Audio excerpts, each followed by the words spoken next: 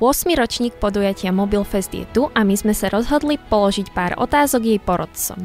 Aké aspekty mobilnej kinematografie sú pre vás osobne najzaujímavejšie alebo najdôležitejšie pri hodnotení videí?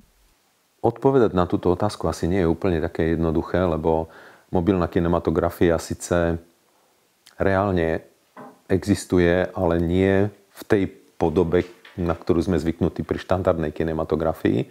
Ale mobilná kinematografia alebo snímanie mobilom je veľmi špecifický postup.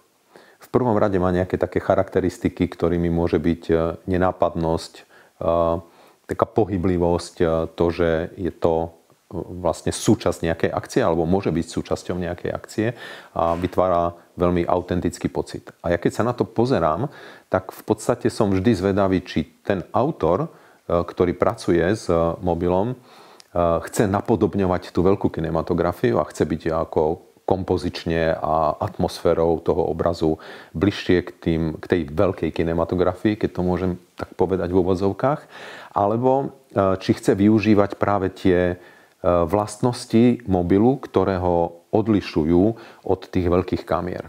To znamená takú tú blízkosť, že to držíte v ruke a že človek vlastne je priamo v tej akcii, či dokáže ten autor vlastne vycítiť túto vlastnosť mobilu. Slávnostné vyhodnotenie, odovzdávanie cien a premietanie víťazných filmov bude v novembri počas výstavy IT technológií. Tak nečakaj a prihlás sa ihneď.